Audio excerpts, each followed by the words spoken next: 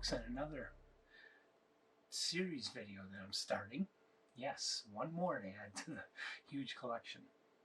I want to start reading everything I can get my hands on by John Brunner. Interesting reasoning behind choosing John Brunner. Not only is he considered to be one of the best science fiction writers of the 60s and 70s and into the 80s, John Brunner is also an author that I have never read. Top science fiction author, and I have never read a word of his writing till now. I want to correct that, but I decided because he's an intriguing author, he's one of those 1960s new wave authors, along with Ballard and Ellison and Moorcock, and I'm fascinated by those guys. And he's British, of course. So I've decided I really want to try to read from the beginning everything he published. And so that brought me to the interesting fact that when he was, I believe he was about 18 or 19 years old, or maybe he was 17, I forget. But he was a teenager. He was not 20 years old yet.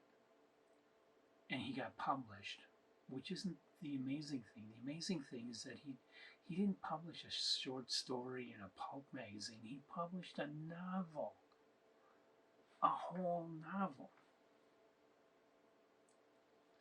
The novel is called Galactic Storm. Galactic Storm was published in November of 1951 by a British publisher called Curtis Warren. It was published in paperback. So good luck finding a really good, well-preserved copy of a paperback from 1951.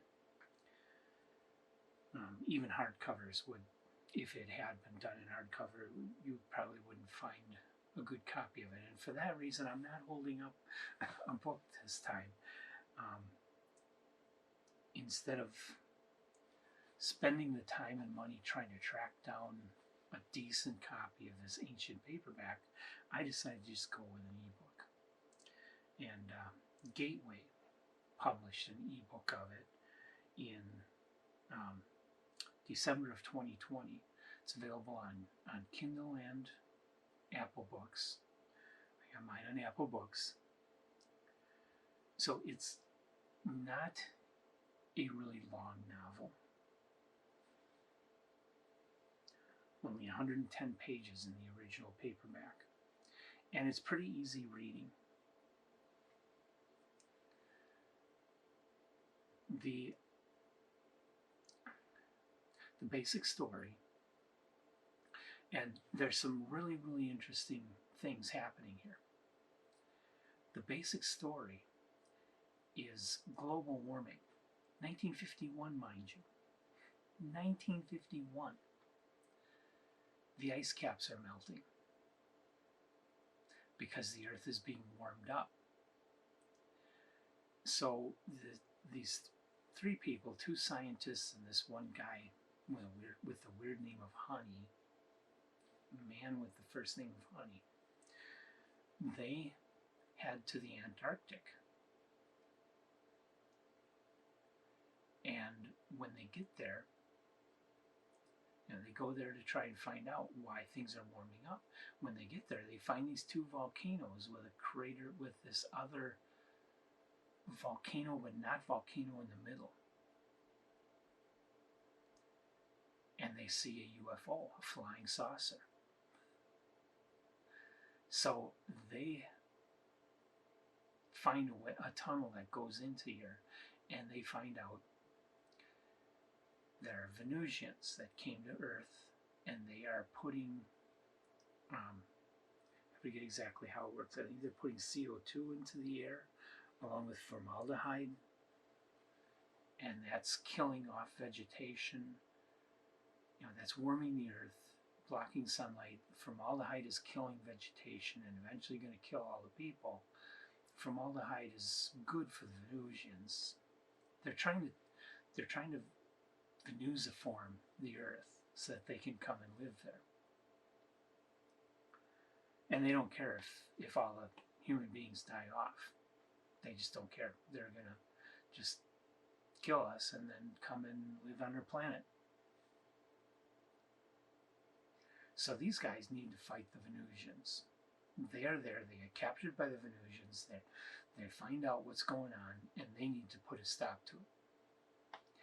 And from there, you get into an action story between them and the Venusians, and how they eventually save the day. It's a simple story. Unfortunately, like the 15-year-old Harlan Ellison, the 17-year-old John Brunner really doesn't exhibit what he would eventually become as a writer. You don't see the award-winning science fiction writer in these stories. Like I say, I haven't read anything else by Brunner, so I don't know really. I'm just going by the fact that he won awards and was highly respected. I'm assuming his writing gets a lot better than this, because this was not well written. And I don't know if it was bad transcribing on the part of Gateway Orion, or if the original book was published this way, but punctuation where there shouldn't be punctuation, all kinds of misspellings. I mean, whoever, like I say, I don't know if the fault on this lies with the people that made the ebook that I read, or if the fault goes all the way back to Curtis Warren in 1951, but somebody edited this book with their eyes closed. It's awful. It's inexcusable. And if John Brunner wrote it that way, shame on him. So the novel in the form that I read, this ebook, if that is accurate to what John Brunner wrote in 1951, this thing really shouldn't have been published. It should have been sent back to be polished. But like I say, the story is a good science fiction adventure, and the whole fact that he was seeing the whole global warming thing and the melting of the ice caps in 1951. I don't know if anybody else was talking about that way back then. I didn't hear about such things until the 1980s, I think. I really am flabbergasted that he was talking about global warming in 1951. That's amazing. But it doesn't make the book worth reading, unfortunately. I can't recommend this to you unless you really can put up with all the mistakes, the typos, the misspellings, the simple style, flat characters. I've read standard pulp stories published in the 1930s and 1940s that were still better than this one. So, that's one down for John Brunner. The next novel he wrote was not until 1959, Threshold of Eternity. And he did write short stories. Let's see what his first short story was. The Watchers in 1952 is his first short story. But it has only been published in a magazine called Slant, which I've never heard of. So I don't know if I can find that or not. It's not in any collection of his. So this is and Slant was just a fanzine. If I can't find a PDF online, then I'm going to have to skip over Slant and go to the next story, which would be Brainpower, published in 1953, which was published in Nebula Science Fiction, so that's a pro magazine.